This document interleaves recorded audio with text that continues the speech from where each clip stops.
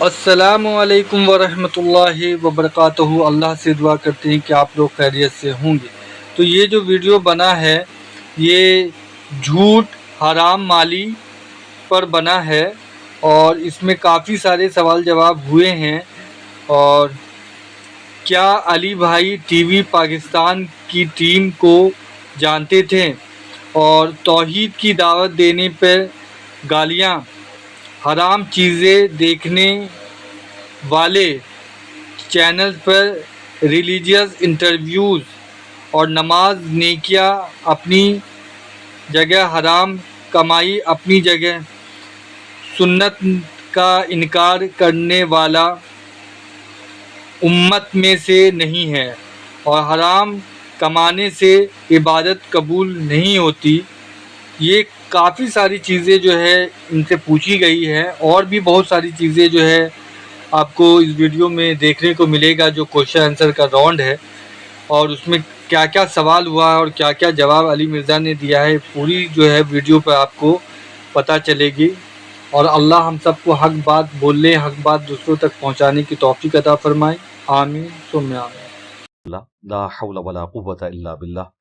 اللہم صلی علی محمد وعلی آل محمد۔ میں نے کچھ سال قبل آپ کی کچھ ویڈیوز دیکھی تھیں جس میں آپ نے دور حاضر میں ایک فتنہ جو مسلمانوں کے اوپر مسلط ہوا ہے دین کے نام کے اوپر، شوف سرکار، سب سے پہلے آپ نے ان کو ایکسپوز کیا۔ اقرار بھائی تو ابھی سامنے آئے، تو مجھے اسی وقت آپ سے ایک عقیدت اس حوالے سے ہوئی کہ آپ نے توحید کا علم بلند کیا ہے اس معاشرے کے اندر جس میں توحید کی بات کرنا بڑا مشکل ہے، اور صدیوں سے گمراہی نے پنجے گاڑے ہوئے ہیں، لوگ قرآن و سنت کی تعلیمات سے بہت دور ہیں، اور سچائی کے لیے آواز بلند کرنا یہاں لوگوں کو اپنا دشمن بنانا ہے۔ حقیقت بات یہ ہے، کیونکہ اکثریت تو ایسے لوگوں کی ہے کہ جو سچائی سے محبت نہیں کرتے علم نہ ہونے کی وجہ سے۔ تو اس میں آپ کے پلیٹ فارم سے یہ جو آواز بلند ہوئی تو مجھے اس دن سے آپ سے عقیدت ہے، کیونکہ توحید مسلمانوں کے لیے سب سے سینسٹیو ایریا۔ اس وقت سر مجھے زیادہ دنیا جانتی بھی نہیں تھی، مطلب اتنی فین فالنگ بھی نہیں تھی، تو میں ویسے سوچتا ہوں اب سوچتا ہوں کہ میں اس وقت مطلب اتنا بڑا قدم اٹھا لیا، پتہ نہیں اللہ کیسے ہمت دے دی مجھے۔ بڑی اس کے بعد مجھے دھمکیاں، اور بڑی ایک ان کا جو اسسٹنٹ ہے نا جو پیر صاحب کا، وہ چھوڑ چکا ہے، انہیں لندن چلا گیا ہوا ہے، شانی اس کا نام، اس نے باقاعدہ مجھے دھمکیاں دی اور بڑا کچھ کیا۔ لیکن مزے کی بات سر، ہم اور آپ جیسے لوگ جو معاشرے میں اتنی محنت کر رہے ہیں اس کا پھل مل رہا ہے، اس کا صلہ نظر آ رہا ہے کہ اس کے 2 سال بعد اس شو کے جس نے مجھے دھمکیاں دی، اسی لڑکے نے، اسی نے مجھے فون کر کے مجھ سے معذرت کی کہ اکسی بھائی میں نے آپ کو دھمکیاں اور گالیاں دی تھی لیکن آپ صحیح تھے، کیونکہ میں تو ان کے ساتھ رہا ہوں نا، تو ان کے ساتھی نے جو ہر وقت پلو بن کے ان کے ساتھ چپکا رہتا تھا، اس بندے نے مجھے کال کر کے۔ تو علی بھائی میں پتہ نہیں آن کیمرہ مجھے یہ بات کرنی چاہیے کہ نہیں، کہ یا تو یہ میرا شو چلے گا یا نہیں چلے گا، میں پہلے آپ کو بتا رہا ہوں ایڈوانس۔ چلے گا کیوں نہیں چلے گا؟ میں آپ کو وجہ بتاتا ہوں، کوئی مسئلہ نہیں سر وجہ میں بتاتا ہوں آپ کو۔ وجہ یہ ہے کہ میں سر ایک تو معذرت کہ مجھے بڑا افسوس ہوتا ہے ان لوگوں پہ، ان علماء پہ بھی، وہ آپ ہوں یا کوئی اور ہو، کہ جو یوٹیوبرز، جو فیمس لوگ انٹرویوز کرتے ہیں علماء دین کے، تو مذہبی پیشواؤں کے، میں نے اکثر نوٹ کیا ہے کہ ایک دن پہلے وہ کسی ناچنے والی کا انٹرویو کر رہے ہوتے ہیں، اگلے دن وہ کسی عالم کے پاس پہنچے ہوتے ہیں۔ مجھے تکلیف ہوتی ہے کہ ان علماء کو پہلے اسے یہ کہنا چاہیے اس یوٹیوبر کو کہ یار پہلے اپنے جو چینل پہ یہ مواد ہے غلط تھا، تم نے پرانے دور میں کیا ہوا ہے فیمس ہونے کے لیے، وہ کم از کم ڈیلیٹ کر دو۔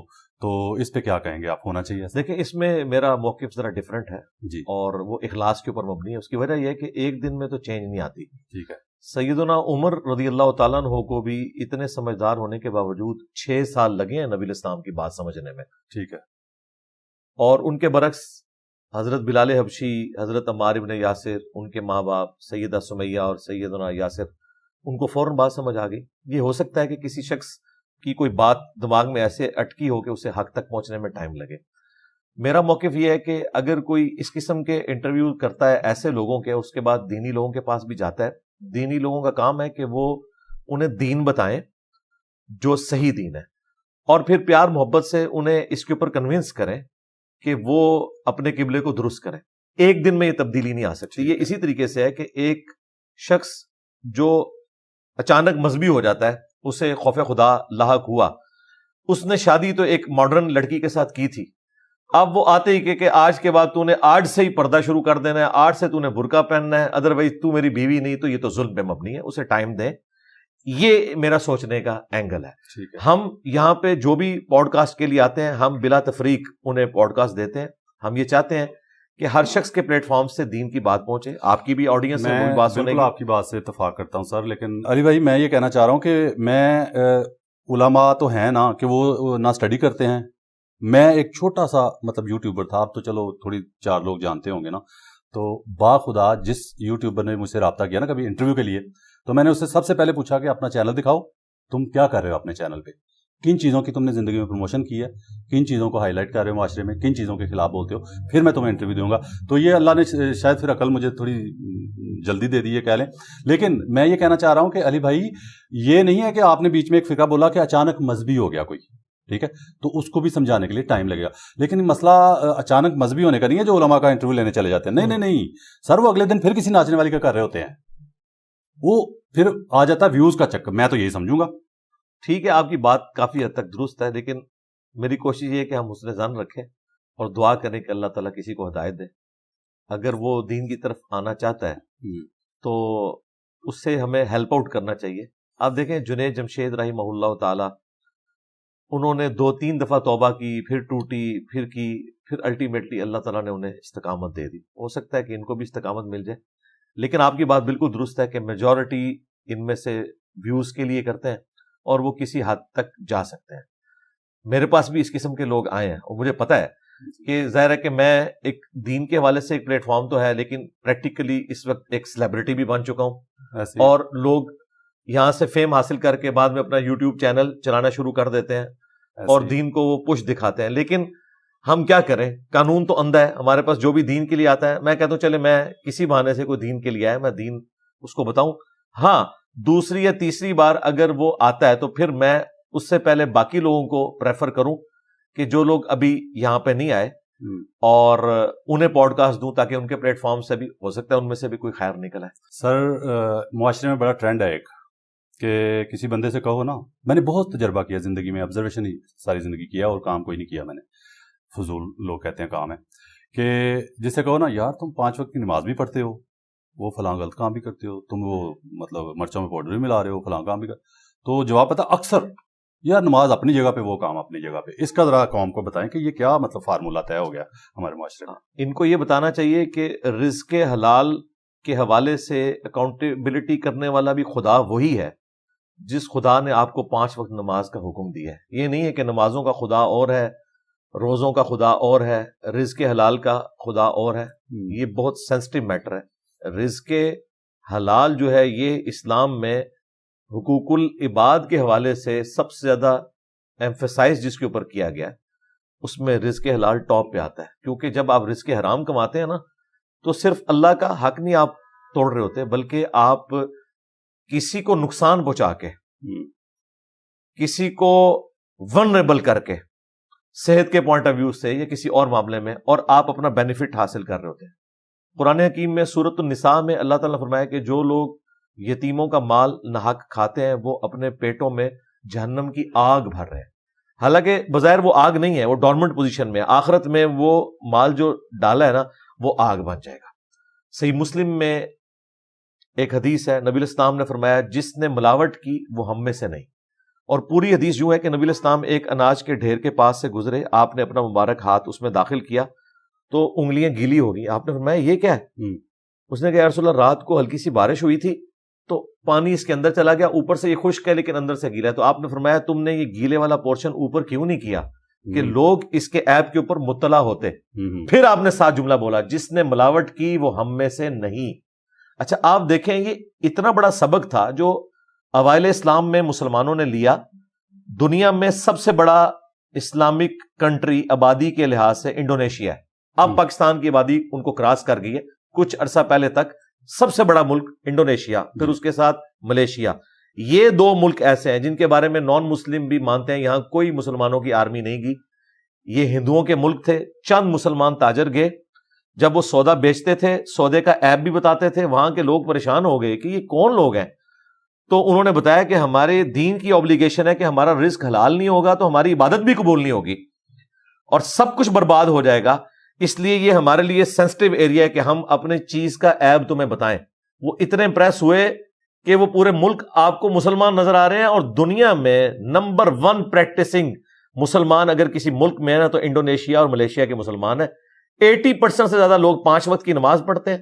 جمعہ پڑھنے والے تو آلموسٹ 100% ہے. تصور ہی نہیں. جو لوگ وہاں رہ کے ہیں ان سے پوچھیں, وہ بتائیں گے کہ فجر کی نماز کے بعد بھی لوگ اس طرح مسجد سے نکل رہے ہوتے ہیں جس طرح ہمارے جمعوں کا رش ہوتا ہے. تو وہاں پہ اسلام اسی تجارت کی برکت سے پہنچا. تو یہ ہماری ذمہ داری ہے, ہم لوگوں کو رزق حلال کے حوالے سے بتائیں کہ ہم یہ کسی کے ساتھ زیادتی کر رہے ہیں, کسی کے ساتھ کھیل رہے ہیں. لیکن یہ حقیقت بات ہے کہ جو مسجد کا پلیٹ فارم ہے وہ خود بھی تو رزق حلال کا اہتمام نہیں کر رہا نا, تو وہ وہاں سے آواز کیسے بلند کرے؟ لوگ پوچھ سکتے ہیں. دیکھیں ویسے تو آپ کو یہ بتاتے ہیں کہ حضرت عمر سے کسی نے بڑے مجمع میں پوچھ لیا کہ یہ آپ نے لباس کیسے سلوایا, ہم آپ کا خطبہ اس وقت تک نہیں سنیں گے. حضرت سلمان فارسی کھڑے ہوئے, تو انہوں نے بتایا کہ میرا بیٹا عبداللہ اس کا جواب دے گا. پھر انہوں نے بتایا کہ 2 چادریں جو ہے وہ ان کو ملا کے یہ لباس بنایا گیا ہے, میں نے اپنے حصے کی چادر اپنے والد کو دی تھی. پھر حضرت سلمان فارسی نے کہا کہ اب ہم آپ کی تقریر بھی سنیں گے, آپ کی اطاعت بھی قبول کریں گے. کریڈیبلٹی لیڈر کی ہونی چاہیے, اور یہ لیڈر کا کام ہے کہ وہ اپنی کریڈیبلٹی پیدا کرے. بخاری مسلم میں حدیث ہے, رات کے اندھیرے میں نبی علیہ السلام اپنی بیوی کو اعتکاف کی حالت میں تھے, گھر چھوڑنے کے لیے جا رہے تھے. راستے میں انصاری اصحاب تھے, انہوں نے حضور کو دیکھا ایک عورت کے ساتھ. سٹریٹ لائٹس نہیں ہے, بالکل گپ اندھیرا ہے. آپ رک کے آپ نے ان کو کہا ادھر آؤ, پاس بلایا, کہا یہ میری بیوی صفیہ ہے, یہ مجھے ملنے آئی تھی, میں اسے چھوڑنے کے لیے جا رہا ہوں. ان کے یا رسول اللہ ہم آپ کے بارے میں بدگمانی تو نہیں کریں گے کہ آپ کسی نامحرم عورت کے ساتھ رات کے اس اندھیرے میں. تو نبی علیہ السلام نے فرمایا کہ شیطان انسان کے جسم میں خون کی طرح دوڑتا ہے, تو میں نے یہ ضروری سمجھا کہ تمہیں کلیریفائی کروں. وہ کلیریفائی کرنے کی برکت سے نبی علیہ السلام نے ان کا ایمان بھی بچایا, اور امت کو بھی یہ ایک لیسن دیا کہ آپ نے اپنے ماننے والوں کو, جن کو آپ نے اپنے پیچھے لگایا ہے, بھائی آپ لیڈرشپ کے اوپر ہیں, آپ نے ان کے سامنے اپنی ساری کی ساری کریکٹر کو واضح کرنا ہے. لیکن یہاں آپ دیکھیں اسلام آباد میں کتنے علماء ہیں جو سائیکل پہ آئے تھے, 10 سال کے اندر ان کے پاس گاڑی بھی آ گئی ہے, مکان بھی ہے, اور ان کی ڈکلیئرڈ تنخواہ 25-30 ہزار روپیہ ہے, حالانکہ وہ روزانہ کا 25-30 ہزار خرچ کرتے ہیں. تو وہ کہاں سے آ رہا ہے؟ چندوں سے آ رہا ہے, کیونکہ مسجد کمیٹی کے اوپر قبضہ کرتے ہیں, چندہ بک کے اوپر قبضہ کرتے ہیں, اور یوں ایک سلسلہ شروع ہو جاتا ہے. تو یہ ایک معاشرے کا المیہ ہے. اچھا سر, بتانے والے بھی جو ہے نا وہ خود اس پہ. میں یہاں یہ چاہوں گا کہ تھوڑا سا یہ قوم کو بتائیں, ہم مسلمانوں کو بتائیں کہ وہ جو ہے کہ ملاوٹ کرنے والا ہم میں سے نہیں ہے. تو لوگ پتہ کیا سمجھتے ہیں, میں نے جو آبزرو کیا کہ اس ویلے جڑے کول بیٹھے ہوں گے نا, انہوں نے کہا کہ پرے پرے ہو جاؤ, تسی ساڈے چوں نہیں ہو. حالانکہ میرا تو ذہن یہ کہتا کہ یہ کہا گیا کہ مسلمان نہیں. جی, وہ یعنی مسلمان شناختی کارڈ میں ہے, اہل نہیں ہے مسلمان ہونے کا. یہی بات نبی علیہ السلام نے نکاح کے بارے میں فرمائی بخاری مسلم میں, من رغب عن سنتی فلیس منی, جس نے میری سنت سے اعراض کیا وہ ہم سے نہیں. یہ عرب کا ایک محاورہ تھا, بولا جاتا تھا کہ میں اسے اعلان برات کرتا ہوں. دوسری طرف یہی امت رسول اللہ کی شفاعت کی امیدوار ہے. جب نبی علیہ السلام دنیا میں بتا کے جا رہے ہیں کہ جس نے یہ کام کیا وہ مجھ سے نہیں ہے, تو کس منہ سے قیامت والے دن نبی علیہ السلام سے شفاعت کی یہ ریکویسٹ کریں گے؟ ایسے لوگوں کی تو شکایت ہی لگے گی نا. بخاری مسلم میں حدیث ہے, دیکھو میں نے اللہ کا پیغام تم تک پہنچا دیا کہ تم نے مال غنیمت میں خرد بد نہیں کرنی, زکوٰۃ ادا کرنی ہے, اپنے جانوروں کی بھی زکوٰۃ ادا کرنی ہے. ایسا نہ ہو کہ کسی کی گردن پہ قیامت کے دن اس کا اونٹ سوار ہو جس کی اس نے زکوٰۃ نہیں دی, جو ایک تھریشولڈ پوائنٹ کو 5 اونٹ جب ہو جائے تو اس پہ زکوٰۃ ہے, اور وہ چیخ کے مجھے کہہ رہا ہو کہ اغثنی یا رسول اللہ, یا رسول اللہ میری مدد کرے, میں نے تمہارے کچھ کام نہیں آنا, میں نے دنیا میں بتا دیا تھا. پھر کہیں ایسا نہ ہو کہ کسی پہ اس کی گائے سوار ہو, بکری سوار ہو جس کی زکوٰۃ اس نے دنیا میں نہیں دی, میں نے دنیا میں تمہیں بتا دیا تھا, اب اللہ کے حضور میں تمہارے کچھ کام نہیں آؤں گا. نبی علیہ السلام یعنی بڑے اسٹریٹ فارورڈ تھے, انہوں نے یہ چیزیں کھول کھول کر بیان کی ہیں. امت کو یہ جو کہانی کسی نے پڑھا دی ہے نا کہ آپ جو مرضی کریں, جو کچھ بھی ہے تیرے محبوب کی امت سے ہے, محبوب نے تو شکایت لگانی ہے. سورہ الفرقان کی آیت نمبر 30 ہے, وقال الرسول یا ربی ان قوم اتخذوا هذا القرآن مہجورا. قیامت کے دن رسول اللہ شکایت کریں گے کہ اے اللہ میری قوم نے قرآن کو پیٹھ کے پیچھے ڈال دیا تھا. قرآن کو پیٹھ کے پیچھے ڈالنے کا مطلب یہ ہے کہ قرآن کی تعلیمات کو چھوڑ دیا تھا. قرآن کی تعلیمات حقوق اللہ بھی ہیں, حقوق العباد بھی ہیں. دونوں کو پیرلل میں لے کے چلنا ہے. یہ ٹوٹل پیکج ہے. یہ نہیں ہے کہ آپ نے نمازوں کے خدا کو مان لیا ہے اور رزق حلال کے خدا کو نہیں مانا. یہ بہت سینسٹیو مسئلہ ہے. اچھا سر، میں اتنا بڑا وہ دین کا طالب علم نہیں ہوں، بہت بڑا، میں ایک معمولی سا مسلمان ہوں، اپنے آپ کو سمجھتا ہوں. میرا تو دل یہ کہتا ہے کہ حرام رزق ہے اگر تو عبادت قبول ہی نہیں ہوتی. جی کیا یہ ٹھیک ہے سر دین کے جی حوالے جی ایسا ہی ہے. میں ویسے پڑھا نہیں ہے میں نے، لیکن میرا دل کہتا ہے ویسے. جی ایسا ہی ہے، ایسا ہی ہے. لیکن اس کی بنیاد کے اوپر ہم کسی شخص کو یہ نہیں کہہ سکتے کہ اب چونکہ وہ حرام کما رہا ہے تو نماز پڑھنا بھی چھوڑ دے. وہ اپنا کام جاری رکھے. قرآن میں ہے کہ بے شک نماز بے حیائی اور برے کاموں سے روکتی ہے. ہو سکتا ہے کہ عین ممکن ہے کچھ عرصے بعد اس میں کوئی تبدیلی آ جائے. ظاہر ہے یہ تبدیلی آنا یہ بڑا مشکل کام ہے جب تک آپ فیصلہ نہیں کریں گے. دیکھیں لوگ سر فیصلہ اسی وجہ سے، معذرت کے ساتھ، فیصلہ اسی وجہ سے نہیں ہوتا یہ کہ یہ ٹرینڈ بن گیا ہے کہ نمازاں اپنی جگہ تے نے تو وہ اپنی جگہ. میرا خیال ہے یہ وہ اپنے آپ کو دھوکہ دینے والی پرانی بات. فلم تھی ایک سنتوش کمار کی، وہ میرے سامنے اس کا ایک ٹائٹل سا گزرا کہ وہ اس دور میں نا، ہم تو پتہ نہیں پیدا بھی نہیں ہوئے تھے، اس وقت بلیک اینڈ وائٹ دور تھا. تو فلم میں تھی ان کی سنتوش کمار کی اور کوئی اور پاکستانی ہیروئن تھی. تو اس میں وہ ڈاکو ہوتا ہے، تو وہ ڈاکہ ڈالنے آتا ہے گھر میں. تو جب وہ اپنا سامان سمیٹ رہا ہوتا ہے نا تو اذان کی آ جاتی ہے آواز. تو اذان ہوتی ہے نا، تو وہ جو ہیروئن ہوتی ہے نا فلم کی، وہ اس گھر میں ہوتی ہے جس گھر میں ڈاکہ ڈالنے گیا ہوتا ہے وہ. تو وہ دیکھتی ہے کہ اس نے نا اذان ہوئی تو وہ اپنا کام چھوڑ کے تو مسلح بچھایا ڈاکو صاحب نے، ٹھیک ہے، کمرے میں، اور نماز پڑھنی شروع کر دی. تو وہ امپریس ہو کے تو اس کے ساتھ پھنس گئی، ٹھیک ہے، ہیروئن بن گئی فلم کی. تو اس فلم کا ایک ڈائلاگ بڑا مشہور ہوا اس دور میں. شاید اس نے بھی کافی زیادہ بیڑا گرک کرنے میں ہمارے معاشرے کا جو ہے نا رول ادا کیا اس میں، کہ وہ اس سے کہتی ہے کہ وے توں مطلب ہے کہ مارن ڈاکا آیا میں تے کہندا جی جڑا او ہے میرا کاروبار ہے، میری روزی روٹی ہے، تو وہ میرے اللہ دا میرا معاملہ ہے. دیکھیں یہ المیہ ہے، خصوصاً ہمارے کے پی میں کئی لوگ ہیں ہیروئن اور منشیات کی اسمگلنگ کا کام کرتے ہیں، داڑیاں بھی رکھی ہوئی ہیں، پگڑی بھی پہنتے ہیں، اور اس طرح رزق حرام بھی ان کا اسی طریقے سے چل رہا ہے. تو بیسیکلی مذہبی پلیٹ فارم سے آواز بلند ہونی چاہیے تھی. یہاں پہ ان کا حال یہ ہے کہ کوئی بھی شخص چندہ لے کر آتا ہے، آج تک کسی عالم نے نہیں پوچھا کہ تیری کمائی حلال ہے یا حرام ہے. دیکھیں، حالانکہ انہیں نظر آ رہا ہوتا ہے اتنی بڑی رقم دینے کے لیے آیا ہے. تو پھر ایسے لوگ کس طرح رزق حلال کی کسی کو ترغیب دلا سکتے ہیں؟ تو ظاہر ہے کہ ان کے اندر خود بھی کمزوری ہے. جنہوں نے ترغیب دلانی تھی وہ خود بھی چندے میں خود بت کر رہے ہیں. مجھے بتائیں ڈکلیئر تنخواہ 25-30 ہزار اور آپ روزانہ کا 25-30 ہزار خرچ کر رہے ہیں، تو یقیناً اس کا مطلب یہ ہے کہ آپ یہ سب کچھ کر رہے ہیں. تو اس میں سب نے آواز بلند کرنی ہے، اور سب سے پہلے اپنی ہم نے اصلاح کرنی ہے. جی سیدھی سی بات ہے. میں اور آپ علمی شاوت پوری کر لیں، لوگوں کے سامنے اپنی بات رکھیں، لیکن اس کے اوپر پریکٹیکلی نہیں چل رہے ہیں، ہم معاشرے میں کیا تبدیلی لائیں گے؟ ہمیں سب سے پہلے اپنے آپ کو پیش کرنا ہوگا. ایک گھر کی صفائی ہوگی، دوسرے گھر کی صفائی ہوگی. وہ جو ایک انگریز نے کہا تھا نا کہ ہر شخص اپنے گھر کے آگے صفائی کر دے نا تو صبح کے وقت پورا شہر صاف ہو جائے گا.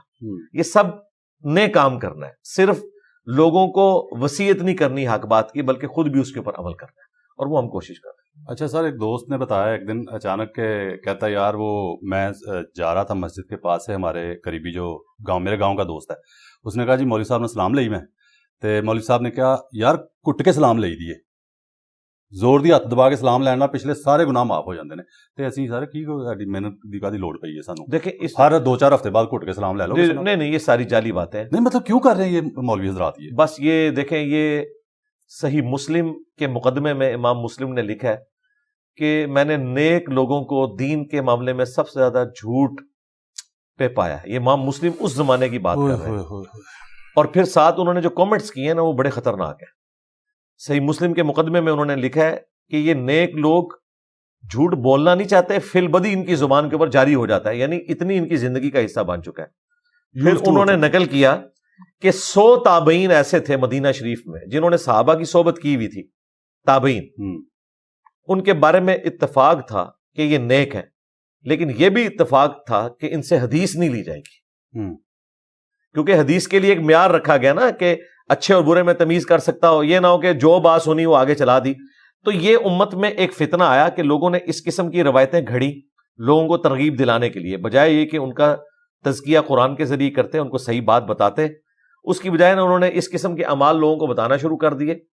اور جہاں پہ جینون اعمال بھی ہے نا وہ بھی آؤٹ آف کانٹیکسٹ یہ بتاتے ہیں. صحیح مسلم میں حدیث ہے، اگر کبیرہ گناہوں سے بچا جائے تو ایک نماز سے دوسری نماز، ایک جمعے سے دوسرا جمعہ اور ایک رمضان سے دوسرا رمضان درمیان کے تمام گناہوں کا کفارہ ہے اگر کبیرہ گناہوں سے بچا جائے. یہ شرط لگائی. اب ایک بندہ جمعے کی نماز پڑھتا ہے اور اس کے بعد اگلے جمعے کی نماز, اور بیچ میں کوئی نماز نہ پڑھے اور کہ جی مسلم شی میں تو حدیث ہے جس نے ایک جمعہ اور دوسرا جمعہ پڑھ لیا درمیان کے گناہوں کا کفارہ. نہیں سرکار, ساتھ موجود ہے اگر کبیرہ گناہوں سے بچا جائے. تو نماز چھوڑنا تو خود کبیرہ گناہ ہے. اب جس نے نماز چھوڑ دی ایک وقت کی بھی, تو ایک جمعے سے دوسرا جمعہ اس کے گناہوں کا کفارہ نہیں بنیں گے. کبیرہ گناہوں سے بچا جائے تو چھوٹے چھوٹے گناہ جو کبھی لا علمی میں ہو جاتے ہیں, انسان کی اس کی طرف توجہ بھی نہیں رہتی ہے, تو وہ اللہ تعالیٰ درگزر کرے گا. جو کبیرہ گناہ ہے وہ معافی سے, سچی توبہ سے, آئندہ گناہ نہ کرنے سے معاف ہوں گے. یہ ذہن میں رکھیے گا, کبیرہ گناہ نہ نیکیوں سے معاف ہوتے ہیں نہ اس طرح کے اعمال کرنے سے معاف ہوتے ہیں کہ کبیرہ گناہ خود بخود معاف ہو جائے. اور حیران کن بات ہے, جتنے گناہ ہم جانتے ہیں وہ سب کے سب کبیرہ ہیں. شرک, قتل نہ حق, بدکاری, یہ تو 3 قرآن میں آئے نا ایک ہی آیت کے اندر, سورہ الفرقان آیت نمبر 68, 69, 70 میں. اس کے بعد چوری, اس کے بعد جادو کرنا, شراب نوشی کرنا, جھوٹ, غیبت, وعدہ خلافی, ماں باپ کی نافرمانی. اب یہی تو سارے بڑے بڑے گناہ ہیں. رزق حرام, اب یہ سارے کبیرہ گناہ ہیں. اگر ان سے کوئی نہیں بچ رہا تو ایک نماز سے دوسری نماز درمیان کے گناہوں کا کفارہ نہیں بنے گی. لیکن نماز آپ نے پڑھنی ہے, وہ فرض آپ نے ادا کرنا ہے. اس کی وجہ ہے کہ وہ تو ایک ڈیوٹی ہے, وہ تو ہم نے یہ نہیں کہ وہ بھی پیرلل میں گناہ اپنے لیے کھڑے کر رہے ہیں. ایک بندہ جو ساری زندگی ایسے ہی گزار دیتا ہے, اللہ نہ کرے جی ایسا نہیں ہو رہا ہے سر, مارا گیا جی, مارا ٹھیک گیا. ہے, تو مطلب وہ ایسے ہی گزار رہا ہے, اس کو دیکھ کے دوسرے لوگ بھی یہ پھر مائل ہوتے ہیں. میرا خیال ہے کسی کو ایسا کرنا نہیں چاہیے. دنیا میں تو ہم ایسا نہیں کرتے. نہیں, تھوڑا کسی ناکام انسان کو دیکھ کے انسان خود ناکام تھوڑا سا یہ سمجھا دیں کہ ایک آپ کے سامنے بندہ ایسی ساری زندگی وہ ملاوٹ بھی کرتا رہا ہے, نمازیں بھی 5 وقت کی پڑھتا رہا ہے, تو وہ مر گیا ہے, ٹھیک ہے, تو کیا سمجھتے ہیں کہ وہ اس کو سمجھایا بھی لوگوں نے, بتایا بھی لوگوں نے, دینی علماء بھی بتا رہے ہیں, لیکن وہ نہیں مان رہا بات کو. وہ کہتا ہے جی نماز اپنی جگہ تھے, وہ کام اپنی جگہ, جی بس ہمارا کام صرف بتانا ہے. ہاں بالکل, اور اللہ کا ٹھیک ہے. لیکن وہ کیا سمجھتے ہیں کہ وہ, میں تو کہتا ہوں حلال رزق کے بغیر عبادت قبول نہیں ہے. دیکھیں اس کا معاملہ اللہ کے سپرد ہے, اللہ اس کا فیصلہ کرے گا. جو دنیا سے جا چکا, بخاری میں حدیث ہے, وہ اپنے انجام کو پہنچ گیا, تم اسے گالی مت دو, وہ اپنے انجام کو پہنچ چکا. ہم کسی کے دنیا سے جانے کے بعد اس کے لیے دعائے خیر کریں گے, اللہ اسے معاف کرے, لیکن عبرت کے طور پہ آپ اگلے واقعات بیان کریں گے. دیکھیں حضرت یوسف علیہ السلام کے بھائی جو ہیں وہ 2 پیغمبروں کے صحابہ ہیں, اتنا بڑا درجہ ہے, حضرت یعقوب اور حضرت یوسف علیہ السلام. اس کے باوجود اللہ تعالیٰ نے قرآن میں ان کی برائی کا ذکر کیا. آج تک برادران یوسف کی مثال دی جاتی ہے. کیوں؟ تاکہ عبرت حاصل کریں. وہ یقیناً ہم بتائیں گے کہ انہوں نے اپنے بھائی کے ساتھ کیا کیا. یہاں بھی ہم لوگوں کو بتانے کی کوشش کریں گے. باقی گن پوائنٹ کے اوپر تو ہم کسی کو اصلاح والا معاملہ نہیں کر سکتے. ہاں ہم اپنے بیوی بچوں کے اوپر زبردستی کریں گے. وہ بخاری مسلم میں حدیث ہے, تم میں سے ہر شخص نگہبان ہے, اس سے اس کی رعیت کے بارے میں پوچھا جائے گا. ایک مرد اپنی بیوی اور بچوں پر نگہبان ہے, ایک عورت اپنے خاوند کے مال اور اس کے بچوں کے اوپر نگہبان ہے, اس سے اس کے بارے میں پوچھا جائے گا. اور ایک حکمران اپنی رعایا کے اوپر نگہبان ہے, اس سے اس کے بارے میں پوچھا جائے گا. تو یہ ہم لوگوں کو ترغیب دلائیں گے. باقی اگر ہم یہ رونا صرف روتے رہیں گے نا کہ جی اصلاح ممکن نہیں ہے, ایسا نہیں ہے. ہمارا کام پیغام پہنچانا ہے تاکہ اللہ کے حضور ہم یہ کہہ سکیں کہ ہم نے وتواصوا بالحق کر دیا. یہ ہماری اپنی نجات کے لیے ضروری ہے. یہ اس لیے ضروری نہیں کہ لوگ ٹھیک ہوں, وہ ان کی مرضی ٹھیک ہو یا نہ ہو, لیکن ہم اللہ کو جسٹیفائی کر لیں گے. ختم نبوت کی برکت سے جو نبیوں والا کام اس امت کو شفٹ ہوا تھا وہ ہم نے کرنے کی کوشش کی. اے اللہ ایٹ لیسٹ میرا عذر قبول کر لے کہ میں نے اپنی آواز بلند کی تھی حق کے لیے. سر آپ نے بیچ میں ایک صحابہ اکرام کے دور کا واقعہ شاید سنایا کہ وہ انہوں نے فرمایا کہ یہ جو زیادہ مذہبی مسلمان زیادہ اپنے آپ کو سمجھتے ہیں یا کہتے ہیں یا ہوتے ہیں, ان کے منہ سے جھوٹ اپنے آپ ہی ٹپک پڑتا ہے, مطلب یوز ٹو ہو گئے ہیں. ٹھیک ہے, امام مسلم کا قول بتایا آپ نے. تو کیا سمجھتے ہیں کہ آج کے مسلم, میں نے بہرحال میری جو 5-7 سال کی محنت ہے نا, اس میں میں نے سب سے زیادہ جو میرے کیمرہ پہ ریکارڈ ہوئے نا لوگوں کے جھوٹ, ان میں مذہبی طبقہ زیادہ ہے. جی ایسے. اور میرا پھر میرے سے تکلیف بھی یہ ہے لوگوں کو کہ یہ کاؤنٹر کرتا ہے آگے سے. مطلب میرے سے یہ لوگ ایکسپیکٹ کر رہے ہوتے ہیں کہ کسی نے کہا کہ نواز شریف یا زرداری یا کوئی کسی کے سر پہ ہاتھ رکھے اس کا کینسر ٹھیک ہو جاتا ہے, تو میں اگلے بندے کے پاس چل پڑوں مائک لے کے, اس سے نہ پوچھوں کہ یار یہ کیا تم نے. تو اگر میں کوئی ایسا جھوٹ بولتا ہے کیمرے کے سامنے میرے تو میں اس کو چلنے دیتا ہوں, کاؤنٹر نہیں کرتا, تو میں گناہ گار ہوں گا کہ نہیں, اگر مجھے پتا بھی ہے تو. نہیں, اگر آپ جہاد کے لیے نکلے تو آپ کو کاؤنٹر کرنا چاہیے. تو کہتے ہیں جی نیوٹرل رہو تم بس سنو. نہیں, فیکٹس تو ضرور سامنے لے کے آئیں. ٹھیک ہے, یہ آپ کی ذمہ داری ہے، ورنہ صحافت تو یہ نبیوں والا کام تھا، اس صحافت کو آپ بدنام کر دیں گے، اس سے تو متبرک کام ہی کوئی نہیں ہے. آپ سچائی کے لیے کھڑے ہوئے ہیں، تو سچائی کا مطلب یہ ہے کہ آپ ایکسپوز کریں گے، اس کے بعد لٹھ لے کے اس کے پیچھے نہیں پڑیں گے. ہاں وہ اس کا اور اللہ کا معاملہ ہے، قانون کا معاملہ ہے، لیکن آپ لوگوں کے سامنے رکھ دیں گے کہ یہ دیکھو، ہم بھی کرتے ہیں، لوگوں کی ویڈیوز چلاتے ہیں کہ دیکھو یہ کیا کر رہا ہے، قرآن و سنت یہ کہہ رہے ہیں، اب آپ فیصلہ کرو. ہاں جی ٹھیک ہے، یہ ہم انالیسس ضرور کروائیں گے. باقی یہ ہمارے معاشرے کا ایک المیہ ہے، لوگ چاہتے ہیں کہ سب ہیپی ہیپی نظر آئے، کوئی ہمیں برا نہ کہے. یہ ہو نہیں سکتا بھائی. سب سے زیادہ گالیاں پیغمبروں نے کھائی ہیں، کیا وہ اچھے لوگ نہیں تھے؟ ان سے زیادہ اچھے لوگ کوئی نہیں ہے، اس لیے کہ انہیں سچائی کے لیے جب کھڑا ہونا پڑا، اللہ تعالیٰ کی طرف سے حکم آیا، تو اس کا ریئیکشن یہی آتا ہے. وہی دیکھیں وہ لوگ جو نبی الاسلام کو صادق اور امین کہتے تھے، انہوں نے نبی الاسلام کو ہجرت پہ مجبور کر دیا. یعنی نبی الاسلام ان کی آنکھوں کا تارا تھے، لیکن جب نبی الاسلام نے اعلان حق بلند کیا اس حوالے سے کہ ایک خدا کو مانو، انہی لوگوں نے نبی الاسلام کو وہاں سے ہجرت پہ مجبور کر دیا. تو ٹروتھ از آلویز بیٹر، سچ ہمیشہ کڑوا ہوتا ہے. اچھا سر، جھوٹ جو ہے ہمارے معاشرے میں، وہ آج کل کیونکہ یہ دور ہے ڈیجیٹل سارا، جھوٹ ہمارے معاشرے میں پھیلنے کی وجہ ایک سوشل میڈیا بھی ہے. وہ وجہ تو نہیں ہے، اس پہ تو اچھی چیزیں پھیل رہی ہیں نا، دین پہ کام ہو رہا ہے جس طرح آپ کر رہے ہیں ماشاءاللہ. تو آپ کیا سمجھتے ہیں کہ ایک بندہ ایک ویڈیو ہے، اس میں ایڈیٹنگ ہوئی ہے مثال کے طور پہ، کسی کی کٹنگ شٹنگ کر کے، تو ایک جھوٹ جو ہے نا اس میں پروموٹ کیا جاتا ہے، وہ شیئر کرنے والے کے بارے میں بتائیں کہ جس کو پتا بھی ہے کہ یہ جھوٹ ہے وہ شیئر کرتا ہے. میں تو کہتا ہوں نہ بھی پتا ہو تب بھی پہلی ذمہ داری ہے کہ آپ نے پتہ لگانا ہے. قرآن حکیم میں اللہ تعالیٰ نے سورۃ الحجرات میں فرمایا کہ اگر کوئی فاسق تمہارے پاس خبر لے کے آئے، پہلے اس کی تصدیق کرو. ایسا نہ ہو کہ کسی قوم کو نقصان پہنچا بیٹھو اور بعد میں تم شرمندہ ہو. یہاں پہ بھی یہ ہوتا ہے، لوگوں کی شادی سے متعلق جھوٹی خبر چلا دیتے ہیں، اس کو جو نقصان پہنچانا تھا وہ پہنچا دیا آپ نے، اور بعد میں اب معافی بھی مانگ لیں، اس کا تو آپ نے جو بینڈ بجانا تھا وہ بجا دیا، اس کے گھر کے حالات جو خراب کرنے تھے وہ کر دیے. جھوٹے لوگوں کے اوپر کیسز بھی بنائے جاتے ہیں، اور لوگوں کے سکینڈلز بھی جھوٹے عام کر دیے جاتے ہیں. یہ بہت بڑا ظلم ہوتا ہے. تو اس حوالے سے جسے بھی خوف خدا ہے وہ اس قسم کی حرکت کبھی نہیں کرے گا کہ کسی سے متعلق اس طرح کی بات منسوب کرے، اگر اس کو یہ ڈر ہے کہ اس نے اللہ کے حضور اکاؤنٹیبل ہونا ہے. اچھا سر، میں نے اس وجہ سے یہ سوال کیا آپ سے کہ پچھلا کچھ عرصہ جو گزرا ہے نا ہمارے پاکستان میں، بہت ہی کروشل گزرا ہے سیاسی جماعتوں کے حوالے سے بھی، مذہبی جماعتیں بھی سیاسی جو ہیں. تو میں نے ایک تصویر، عمران خان کا ذکر کرنا پڑے گا تھوڑا سا یہاں پہ، کہ ایک تصویر دیکھی، مطلب مذہبی طبقہ، ایک مولانا فضل الرحمان صاحب کے سپورٹر ہوتے ہیں اس میں، اور دوسرے ٹی ایل پی کے لوگ. جی کیا کہ عمران خان نماز پڑھ رہا ہے، ایسے ہی ہاتھ باندھتے ہیں سر. جی ٹھیک ہے، تو اس تصویر کو پلٹا مارے گے تو الٹ ہو جائے گا کام. جی وہ امیج آ جاتا ہے، امیج پلٹ ہو گیا، کہا جی اس کو نماز پڑھنی نہیں آتی. مطلب اس طرح کی چیزیں جان بوجھ کے بنا کے شیئر کرنا، اس کے بارے میں سر بتائیں تھوڑا سا. یہ جو لوگ کرتے ہیں، تو میں نے تو اس سے بھی آگے کی چیزیں دیکھی ہیں جی. کئی پولیٹیکل لیڈرز، مذہبی جماعتوں کے امیر، ان کی ننگی تصویریں خود سے وہ بنا کے نا اڈو فوٹو شاپ میں وہ بھی شیئر کروائی ہوئی ہیں لوگوں نے. یہ تو بہت بڑا ظلم ہے نا. اس طرح جھوٹ کسی کی طرف منسوب کرنا، بے حیائی کو پھیلانا. سورہ النور میں ہے کہ جو لوگ چاہتے ہیں کہ مسلمانوں میں بے حیائی پھیل جائے، اللہ تعالیٰ نے ان کے لیے دردناک عذاب تیار کر رکھا ہے قیامت کے دن. یہ اس قسم کی حرکت کر رہے ہیں. تو جو قرآن حکیم میں ہے نا کہ اگر کوئی فاسق خبر لے کے آئے، اس کی پہلے تحقیق کرو. اسی آیت کو امام مسلم نے صحیح مسلم کے مقدمے میں نقل کر کے پھر آگے نبی الاسلام کا فرمان نقل کیا ہے کہ کسی شخص کے جھوٹا ہونے کے لیے یہی کافی ہے کہ وہ ہر سنی سنائی بات کو بغیر تحقیق کے آگے بیان کر دیں. آپ دیکھتے ہیں کہ یہ آپ کو ٹیکسٹ میسج ملتے ہیں کہ یہ میسج جو آپ تک آیا ہے اتنے لوگوں کو آگے فارورڈ کریں تو آپ کو اتنے دنوں میں اتنی خوشخبریاں ملیں گی، یا آپ کی ورنہ یہ ہو جائے گا.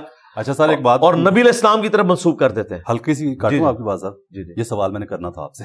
اچھا، جو آپ نے خود اب دیکھیں، اور اس کے بعد لوگ پھر اس کو فارورڈ بھی کر دیتے ہیں. مجھے اس قسم کا کوئی میسج آیا نا تو میں اس کے جواب میں لکھتا ہوں کہ جھوٹوں پہ اللہ کی لعنت، اللہ کے فرشتوں کی لعنت، تمام لعنت کرنے والوں کی لعنت. ٹھیک ہے، یہ قرآن حکیم میں اللہ تعالیٰ نے فرمایا لعنت اللہ علی الکاذبین. یہ ہمارا کام ہے. اکثر آپ دیکھیں گے کہ کوئی قول زری لکھا ہوگا، بات اچھی ہوگی، لیکن لکھا ہوگا نیچے حضرت علی کا قول، سیدنا علی کا وہ قول نہیں ہوگا.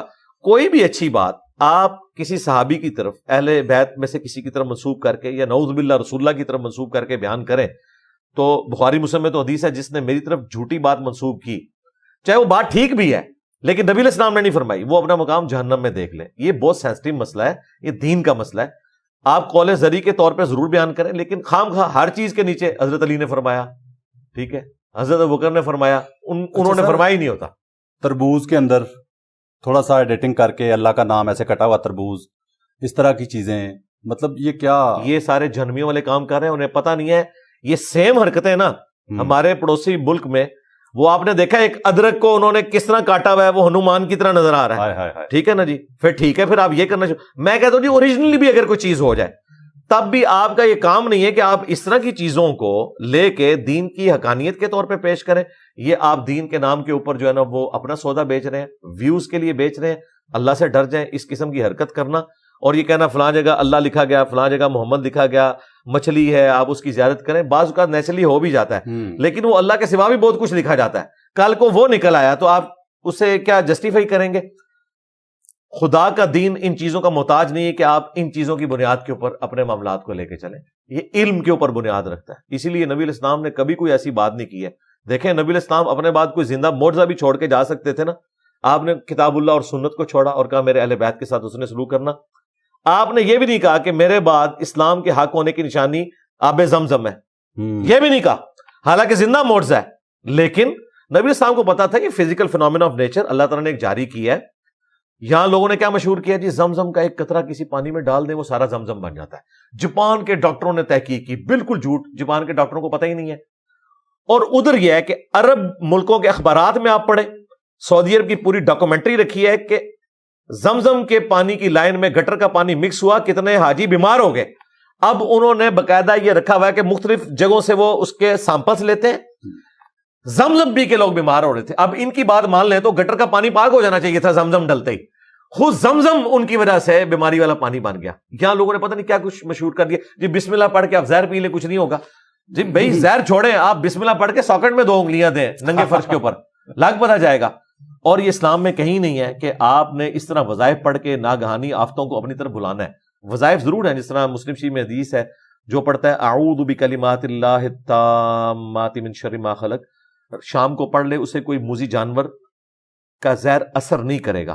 لیکن یہ نہیں ہے کہ یہ پڑھ کے آپ نے جا کے کوبرے کے منہ میں ہاتھ دے دینا. اگر یہ کریں گے نا تو آپ تقدیر غالب کریں گے. ہر جگہ موجود ہے ناگہانی آفت، ناگہانی آفت. اسلام میں کہیں یہ نہیں کہ بسم اللہ پڑھ کے آپ زہر پی لیں. اچھا سر، میں جب میچور تھا، میچور نہیں تھا میں، تب میں نے ایک کالم تھا میرا، تو اس میں میں نے لکھا تھا کہ آپ ہر وقت اپنے ابو کو ابو ابو ابو ابو جی ابو جی ابو جی ابو جی کرتے رہے، آس پاس منڈلاتے ہوئے ابو جی ابو جی ابو جی ابو جی ابو جی ابو جی. لیکن ابو کا کہنا کوئی نہ مانے، محلے سے آپ کے علماء آ رہے ہوں، شکایتیں آ رہی ہوں. تو میرا سوال ہے تمام پاکستانیوں سے بھی، آپ سے بھی، کہ ایسا کریں گے تو ابو آپ سے کتنا پیار کریں گے. دوسری بات یہ کہ میرا یہ نظریہ ہے کہ ہو سکتا ہے کہ اگر ابو جو ہیں آپ کے، ان کے کہنے مانتے ہیں آپ، تو وہ تو نارمل رہیں گے نا محبت میں. لیکن اگر آپ مطلب میں حرامیوں والے سارے کام بھی کرتا ہوں، شکایتیں بھی آ رہی ہیں میری، اور میں ابو کے پاس منڈلاتے ہوئے ابو گھر آئے تو ساتھ ہی ابو جی ابو جی ابو جی ابو جی ابو جی کرتا رہوں، تو ابو کتنا پیار کریں گے یہ بتا دیں ذرا قوم کو. دیکھیں ابو کو تو شاید دھوکے میں آپ وقتی طور پہ مبتلا کر دیں جب تک کہ شکایت نہیں آتی، لیکن اللہ کے ساتھ ایسا نہیں ہو سکتا. قرآن میں ہے قل ان کنتم تحبون اللہ فاتبعونی یحببکم اللہ. اے نبی صلی اللہ علیہ وآلہ وسلم ان سے فرماؤ اگر تم اللہ سے محبت کرتے ہو نا تو پھر میری اتباع کرو، پھر اللہ بھی تم سے محبت کرے گا. اتباع کرنا ضروری ہے. یہ خالی کیا ہے کہ میں یہ اسی طریقے سے ہے کہ ایک شخص پاکستان میں ڈرائیونگ کر رہا ہے اور وہ اپنے منہ سے تو بول رہا ہے keep left keep left keep left, اور اسٹیئرنگ اس کا رائٹ کی طرف جا رہا ہے تو سامنے ٹھوک دے گا جا کے. ٹھیک ہے، ہاں وہ جو آپ کہہ رہے ہیں آپ نے اس کے اوپر عمل کرنا ہے. یہ بالکل آپ کی بات درست ہے کہ آپ نے جو کلیم کیا ہے نا اسے فالو بھی کرنا ہے. اسلام تو ہے ہی پریکٹیکل. اچھا سر، میں اس میں یہ کہتا ہوں کہ ابو جی ہو سکتا ہے نارمل رہیں، کہ اگر آپ ابو جی نہ کریں پاس، تو حرامی والے کام کر رہے ہیں، شکایتیں بھی آ رہی ہیں، تو ہو سکتا ہے وہ نارمل رہیں، ٹھیک ہے. لیکن اگر آپ سارے الٹے کام بھی کر رہے ہیں، وہ آپ کی وجہ سے ذلیل ہو رہے ہیں، پریشان بھی ہو رہے ہیں، ٹھیک ہے، ان کو معاشرے میں منہ دکھانے کے قابل نہیں چھوڑا آپ نے ابو جی کو، تو پھر آپ ابو جی کریں گے تو میرا خیال ہے وہ زیادہ غصہ کریں گے. جی ایسے ہی ہے، ایسے ہی ایسے ہی. ہم میرے خیال سے اللہ سے یہی کر رہے ہیں. میرا اللہ تعالیٰ ہمیں سچائی پہ چلنے کی توفیق دے. اور سر یہ ایک ایسی بھی چیز ہے کہ میں سمجھتا ہوں کہ آرٹیفیشل ہونے کی بھی نشانی ہے. میں یہ مثال دیتا ہوتا ہوں اکثر کہ کوئی ہجڑا جو ہے نا، شیمیل جسے کہتے ہیں، وہ جا رہا ہو نا، آپ اس کو بیک سے بھی پہچان لیتے ہیں. اس کی وجہ کیا ہوتی ہے سر کہ وہ بننے کی کوشش کر رہا ہوتا ہے جو وہ نہیں ہوتا. مطلب وہ عورت بننے کی کوشش میں اوور ایکٹ کرتا ہے. ٹھیک ہے، تو وہ بیک سے بھی آپ پہچان لیتے ہیں اس کو، کیونکہ وہ جو نہیں ہوتا وہ بننے کی کوشش میں اوور ایکٹ ہو جاتی ہے. تو میرے خیال سے ہم مسلمان بھی اوور ایکٹنگ کر رہے ہیں زیادہ تر. دیکھیں، آپ دنیا میں کسی کو دھوکہ تو دے سکتے ہیں، آپ اچھی ایکٹنگ بھی کر لیں، اللہ تعالیٰ کو تو دھوکہ نہیں دے سکتے.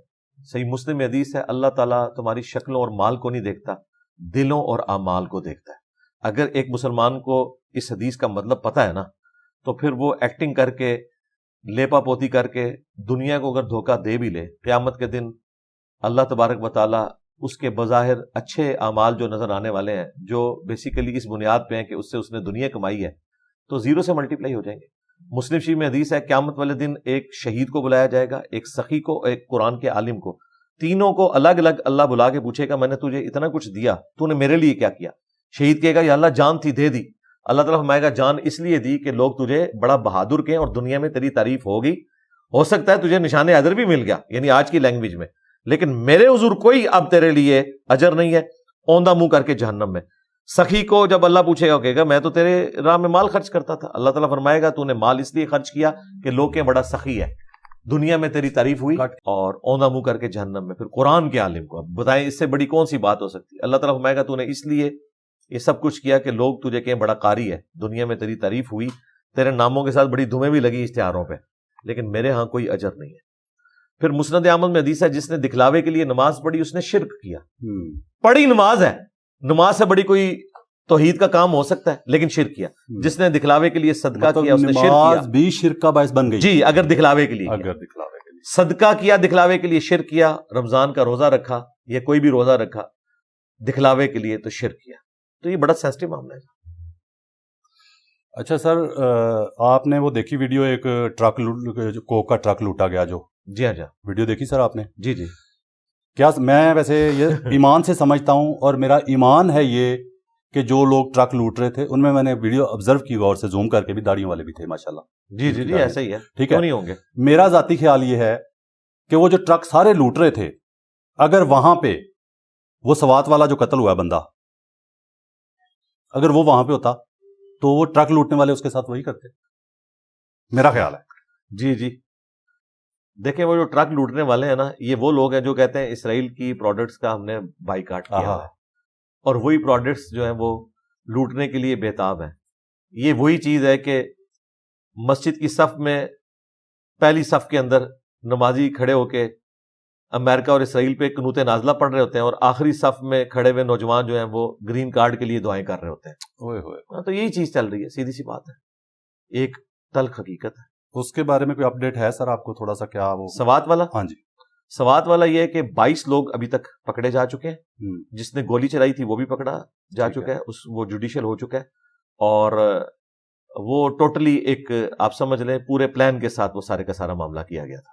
اور وہ آپ کو پتا ہے جو ایک پورے ملک کے اندر اس طرح کا معاملہ بنا ہوا ہے، بیسیکلی کوئی توہین مذہب رپورٹ نہیں ہوئی. اس میں سب سے پہلے ان کو گرفتار نہیں ہونا چاہیے تھا جن لوگوں نے وہ ہوٹل کے کمروں میں شور مچایا؟ یہ جی وہ سارے کر رہے ہیں، لیکن وہ بیسیکلی نا ہماری ایجنسیز، ریاستی اداروں کے لوگ، جب میں ان سے بات کرتا ہوں کہ آپ لوگوں کو نا ڈیٹرنس ان میں پیدا کرنے کے لیے نا یہ خبریں دیا کریں، ان کا موقف یہ ہے کہ جب ہم بار بار ٹی وی پہ خبر دیں گے نا تو ان کے جو باقی حمایتی دنیا میں ہے نا وہ پھر روڈوں پہ آ جائیں گے اور وہ اس قسم کی حرکتیں شروع کر دیں گے.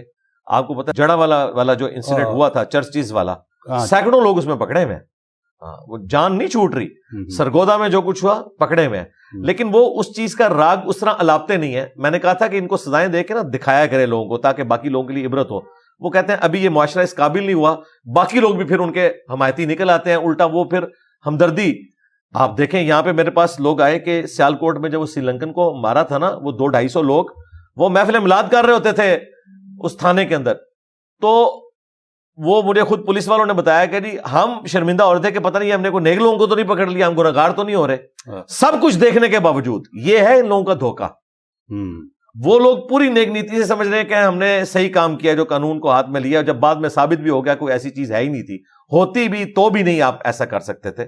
تو یہ ہم نے جو اتنے ڈکیز سے یہ ایک آپ سمجھ لیں بیج بویا تھا مذہبی جماعتوں کے ہاتھ میں اسلحہ دے کے انہیں سیاسی مقاصد کے لیے استعمال کیا، تو ہمارے ساتھ یہی کچھ ہونا تھا۔ اچھا سر، ویسے نبی پاک صلی اللہ علیہ وسلم کی شان میں سب سے زیادہ بڑی گستاخی یہ نہیں ہے کہ ان کی تعلیمات، ان کے احکامات کے برعکس کام کیا جائے، زندگی گزاری جائے؟ جی کیوں نہیں، اس سے بڑی کون سی؟ اور قرآن پاک کی سب سے بڑی توہین یہ نہیں ہے کہ قرآن پاک کی تعلیمات کے برعکس ہم زندگی گزاریں اور کام کریں؟ قرآن میں تو ہے کہ اللہ تعالیٰ کے نزدیک یہ بہت بڑا گناہ ہے کہ تم وہ کہتے ہو جو کرتے نہیں ہو۔ کہہ تو رہے ہیں کہ ہم جو ہے وہ اللہ رسول کے ماننے والے ہیں، کر رہے کوئی نہیں، بالکل الٹ چل رہے ہیں، بالکل الٹ چل رہے ہیں۔ اچھا سر، تھوڑا سا میں آپ سے ڈسکس کرنا چاہوں گا، یہ جو سٹیج ڈرامے ہیں، جی ان کے کلپ آپ کی نظروں سے گزرتے ہوں گے، جی، انتہائی ولگر، اکا دکا ہی میں نے دیکھا۔ میں آپ کو اگر ادھر دکھا دوں، نہیں وہ ادھر اگر ایک کلپ دکھا دوں آپ کو، ہم چلا تو نہیں سکتے وہ، چلیں وہ تو سٹیج تک تھا، اب تو ٹی وی چینلز کے تھرو، کیبل کے تھرو یہ چیزیں دکھانے بھی شروع کر دی ہیں، یوٹیوب پہ بھی اویلیبل ہو گئی ہیں۔ پہلے تو صرف جو لوگ وہاں جاتے تھے نا، یہ لیکن دیکھیں اسی کلچر میں سہیل احمد جیسے لوگ بھی تو ہیں جنہوں نے کبھی کوئی ولگر جملہ نہیں بولا، لیکن سر اس نظام کا حصہ ہے نا، وہ ان کو پروموٹ کر رہے ہیں اس نظام کو۔ میں تو ٹھیک ہے، لیکن انہوں نے اس سسٹم میں رہتے ہوئے اپنی تو ایک ایگزامپل سیٹ کی ہے نا۔ میں تو ظاہر ہے اس کو سپورٹ نہیں کروں گا، اس پورے سسٹم کو میں کہوں گا اس کا کوئی الٹرنیٹو ایسا ہونا چاہیے۔ دیکھیں نا میری بات انٹرٹینمنٹ کے لیے یوٹیوبرز کے خلاف ہو رہی ہے، ایکشن ہو رہے ہیں، ٹھیک ہے، جو سیاست پہ بولتے ہیں یا کسی چیز پہ بولتے ہیں، تو جن لوگوں نے یہ بیڑا گر کر دیا ان کو گرفتاری کبھی نہیں دیکھی میں نے۔ ہونی چاہیے۔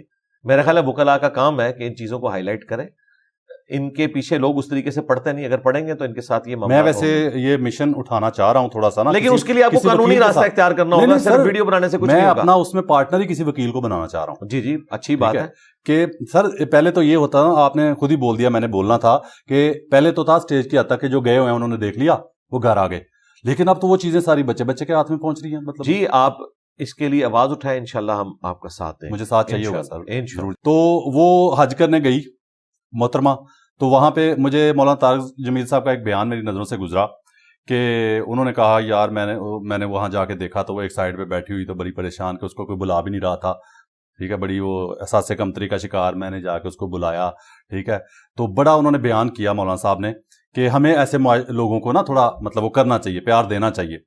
لیکن میں کہتا ہوں کہ پیار دینے کا کیا اس کا فائدہ ہوا کہ اس پہ کسی لیکچر نے کام نہیں کیا مولانا صاحب کے، کسی ہدایت نے کام نہیں کیا، وہ آ کے واپس حاجن کے نام سے باقاعدہ مجرا کر رہی تھی وہ خاتون، حاجن اسٹیج پہ کہا جاتا تھا اس کو باقاعدہ نام لے کے حاجن، ٹھیک ہے، تو وہ جو ہے نا وہ کر رہی تھی۔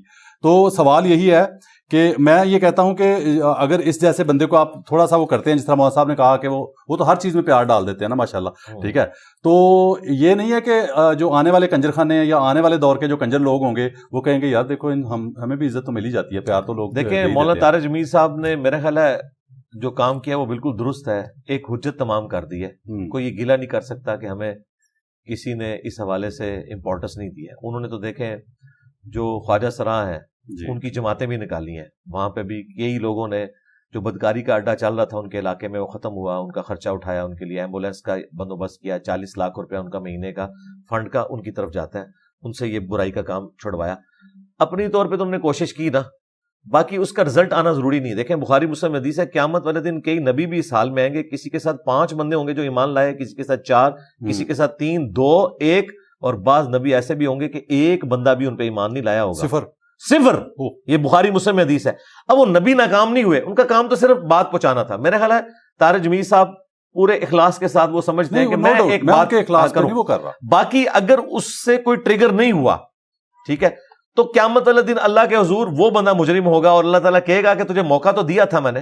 اور میں آپ کو بتاؤں لوگوں کو پتہ چل جاتا ہے، کئی لوگ ہیں جنہوں نے اپنی زندگی بدلی ہے، ایسا نہیں ہے کہ وہ انہوں نے پوری زندگی۔ ابھی جب یہ عمران ریاض صاحب آپ کے چھوٹ کے آئے تو اسی وقت فون پہ میری ان سے بات ہوئی، تو انہوں نے مجھے کہا کہ علی بھائی میں نے اتنی صورتیں یاد کر لی ہیں اور میں وہاں اکیلے بیٹھ کے سوچتا تھا کون کون میرے لیے دعا کرتا ہوگا، تو آپ کرتے تھے؟ میں نے کہا ہاں میں دعا بھی کرتا تھا، ظاہر ہے ایک مشکل سے آپ گزر رہے تھے۔ تو وہ کہتے ہیں میں نے اس طرح تفسیر بھی پڑھ لی، میں نے قرآن کے یہ بھی پڑھ لیا، اس کے بعد سے میں نے اپنی روٹین میں رکھ لیا ہے۔ تو کرتے کرتے دیکھیں، اچھا اب مجھے یہ ہمت نہیں ہو رہی تھی کہ میں ان کو کہتا کہ یار یہ داڑھی اب آپ نے کٹانی نہیں ہے، رکھ لی ہے۔ تو اچھا لیکن میں نے کہا کہ میں پہلی دفعہ نہ ان کو کہوں، میں کہوں کہ میں آپ کے لیے دعا کرتا ہوں، مجھے اچھا لگا ہے، آپ کو داڑھی بڑی خوبصورت لگ رہی تھی، بس میں نے اس طرح ایک میسج دیا، اللہ کا شکر اللہ نے استقامت دے دی ہے، ٹوپی بھی رکھ لی ہے، تو ایک سٹیپ انہوں نے طے کیا۔ تو اس طرح اپریشیٹ کرنا چاہیے۔ جنید جمشید صاحب نے پہلے چھوٹی سی داڑھی رکھی، پھر کٹوا دی، پھر دوبارہ وہ چلے گئے امریکہ، پھر دوبارہ سے ہوا, پھر الٹیمیٹلی دیکھیں دنیا سے جب گئے ہیں وہ فائنلی کامیاب ہو کے گئے ہیں. میرا خیال ہے جن لوگوں کے بارے میں ہم ڈسکشن کرتے ہیں اگر وہ زندہ ہے نا تو ابھی زندگی کی بازی انہوں نے ہاری نہیں ہے. دعا کریں اللہ تعالیٰ ہمیں بھی سچائی پہ استقامت دے, ہمارے اندر کبھی تکبر نہ آئے کہ ہم کوئی زیادہ نیک ہیں. ہم تو خود ڈرتے ہیں اپنی آخرت کے معاملے میں, اور کوشش کریں کہ جن تک اچھائی کی بات پہنچا سکتے ہیں پہنچائیں. باقی اگر کوئی اسی حالت میں دنیا سے چلا جاتا ہے اس کے رب کا معاملہ ہے. اچھا سر, آخر میں ہم بات کریں گے جہاں سے ہم نے سٹارٹ لیا تھا کہ وہ اقرار الحسن صاحب نے آج کل جو وہ مجھے لوگوں نے بتایا بھی ہے کہ تمہارا جو 2-3 سال پرانا شو تھا نا, میں نے گیٹ اپ کیا تھا نا اسی طرح پیر کا, وہ گیٹ اپ کر کے بھی کیا تھا میں نے شو جو, ٹھیک ہے, تو اسی کو دیکھ کے انہوں نے کیا ہے. تو اقرار صاحب نے یہ مدعا اٹھایا کہ میں اتنے سالوں سے ریسرچ کر رہا تھا اس بندے پہ, تو اس وجہ سے میں لیٹ ہو گیا. تو میرے جیسا ایک ادنا سا بندہ جس نے کوئی ریسرچ نہیں کی اور 3 سال پہلے بتا دیا کہ یہ سارا پیر صاحب جو حق خطیب ہے یہ فراڈ ہے, دھوکہ ہے, جھوٹ ہے, شرک ہے پھیلا رہے ہیں جو معاشرے میں. تو دوسرا پوائنٹ میرا یہ ہے کہ اگر یہی وجہ تھی کہ وہ ریسرچ کر رہے تھے اس پہ, اس وجہ سے اتنا لیٹ ہو گئے, چھوٹے چھوٹے گلی محلے کے پیروں کو پکڑتے رہے ساری زندگی, تو اس تک پہنچنے میں لیٹ کر دی. تو میرا یہ خیال ہے کہ اس کا پھر شوز جو ہیں پراپر جو انہوں نے کیے ہیں یوٹیوب پہ کیوں کرنے پڑے ہیں سارے شو, انہوں نے ARY پہ کیوں نہیں چلے. میرا ذاتی خیال یہ ہے کہ ان کے چینل نے ان کو اتنے سالوں سے الو نہیں کیا تھا اس کو ہاتھ ڈالنے کا. جی ان کو دیکھیں, ایک بندہ بھی بڑا تھا وہ, اور انہوں نے اپنی وہ ریسرچ سے مراد یہ نہیں کہ انہیں پتہ نہیں تھا, انہوں نے پوری تحقیق کی کہ میں ہاتھ ڈالوں گا تو اس کا اینڈ رزلٹ کیا نکلے گا. کیونکہ آپ کے کتنے اسٹیبلشمنٹ کے لوگ, عدلیہ کے لوگ, پولیٹیشنز تمام جماعتوں سے وہ اس کے ساتھ ہی بیٹھے ہوتے ہیں. PTI, نون لیگ, پیپلز پارٹی سب اس حمام میں ننگے ہیں, اس کے پاس جا کے بیٹھتے ہیں. تو ان کو یہ بھی تھا کہ بیک لیش کیا آئے گا. پھر بھی میں کہتا ہوں جتنی انہوں نے ہمت دکھائی ہے, نو ڈاؤٹ, ہاں وہ انہیں سلام ہے, اس میں کوئی شک نہیں ہے. اور آپ کو بھی ان کے ساتھ ہم آواز اس حوالے سے ہونا چاہیے. میں نے بھی ان کو اپریشیٹ کیا, ویڈیو میں بھی, فون پہ بھی میری بات ہوئی, میں نے کچھ انسٹرکشن بھی دی کہ آپ قانون کو ہاتھ میں نہ لیں. جو آپ کہتے ہیں میں دفعہ 144 کے باوجود وہاں پہنچ جاؤں گا, میں نے کہا یہ قانون کہیں بھی نہیں پہنچنا چاہیے. اختلاف تھا ان سے. جی وہ سمجھ گئے تھے. وہ پھر کہتے دوبارہ میں علی بھائی حرکت نہیں کروں گا, میں اناؤنسمنٹ کر بیٹھا تھا اس لیے مجھے مجبوراً جانا پڑا. اور دوسرا میں نے ان کو یہ بھی سمجھایا تھا کہ اب آپ نے بغیر ڈکلیئر کیے کسی بھی پبلک گیدرنگ میں جانا ہے. آپ اس طرح ڈکلیئر ہو کے جائیں گے تو ہر جگہ وہ آپ کے اوپر حملہ آور ہوں گے, جس طرح تیزاب پھینکنے کی کوشش کی. انہوں نے اس بات کے ساتھ بھی ایگری کیا. اچھا سر, ایک آخری جو ہے نا وہ ٹیزر ہے کہہ لیں کہ یہ جو آج کل سوشل میڈیا کا دور نہ ہوتا, کیمرہ نہ ہوتا, تو آج کل کے جو بابے ہیں یہ اگلے دور کے ولی اللہ ان کو کہا جائے گا, شاید کہا بھی جائے, شاید نہیں آپ نہیں کہتے, وہی نا شاید کی بات میں اس لیے کہہ رہا ہوں کیونکہ تو اگر یہ کیمرے نہ ہوتے تو واقعی یہ کرامات والے بابے ہوتے اگلے دور میں. دیکھیں جی, ہمارے دنیا میں چھوڑے جانے کے بعد, ویڈیوز کے بعد, لوگوں نے اڑنا چھوڑ دیا ہے, لوگوں نے پانی پہ چلنا چھوڑ دیا ہے, ٹھیک ہے, یہ سب کچھ ایکسپوز ہو چکا ہے. اگر یہ کیمرہ پہلے ہوتا یہ بہت پہلے ایکسپوز ہو جاتے. اور یہ یاد رکھیے گا یہ صرف ہم لوگ نہیں کر رہے, ہر زمانے میں ایسے لوگ تھے جو ان کو ایکسپوز کرتے تھے, لیکن چونکہ یہ حکمرانوں کے قریب ہوتے تھے, ڈکٹیٹرشپ ہوتی تھی, ایسے لوگوں کو قتل کروا دیا جاتا تھا پوری فیملی سمیت, ان کی آواز ایک جگہ دفن ہو جاتی تھی. میں بھی آج اگر سوشل میڈیا نہ ہوتا تو یہ آواز جیل میں ہی دفن ہو جانی تھی نا. یہ آواز باہر نکلی, یہ اللہ تعالیٰ کا فیصلہ ہے کہ قرب قیامت سے پہلے دین کو غالب کرنا ہے. اللہ نے یہ ریسورسز پرووائڈ کیے, اللہ کا شکر ہے. اب یہ 2 نمبری نہیں چلے گی.